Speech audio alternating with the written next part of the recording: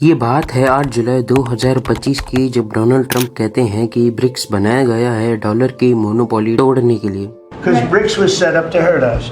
BRICS was set up to degenerate our dollar and take our dollar as the standard, take it off as the standard.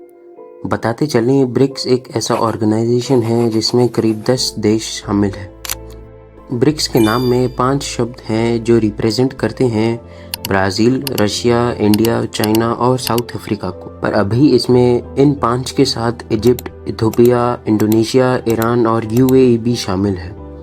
दरअसल BRICS बनाया गया है ताकि देशों के बीच में ट्रेड अच्छे से हो।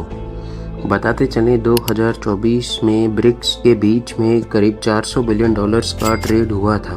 पर यह बात शायद ट्रंप को अच्छी नहीं लग रही, क्योंकि पूरी दुनिया में ट्रेड यूएस डॉलर से ही होती है।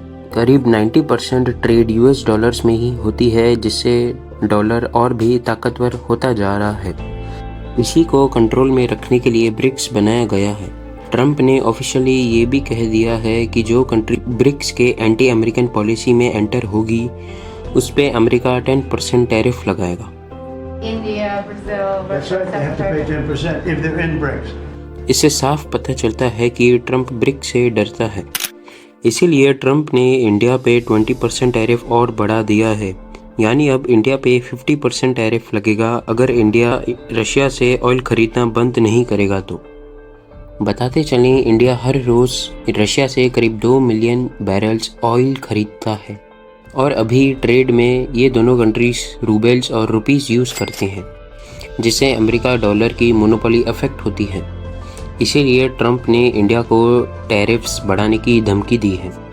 बट ऐसे पॉलिटिक्स में ऑफिशियली धमकी नहीं दे सकते, इसलिए ट्रंप ने सैंक्शन लगाया है कि इंडिया के रशियन ऑयल इंपोर्ट से इनडायरेक्टली यूक्रेन वॉर को बढ़ावा मिल रहा है।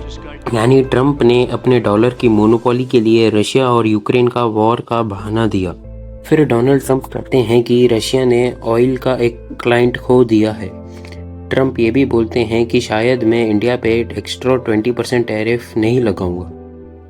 इन सब के बाद ट्रंप और पुतिन 15 अगस्त को मीटिंग अनाउंस करते हैं। ट्रंप ने ये मीटिंग में रशिया यूक्रेन वॉर को रोकने के लिए बुलाई थी।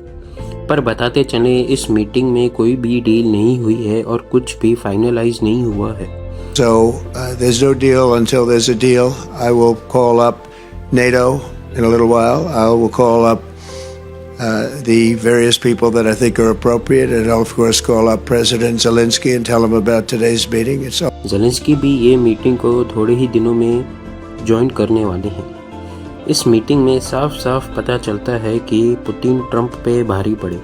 ट्रंप ने ये भी कहा कि जल्दी फिर से मीटिंग होगी पुतिन के साथ। We'll speak to you very soon and probably see you again very soon.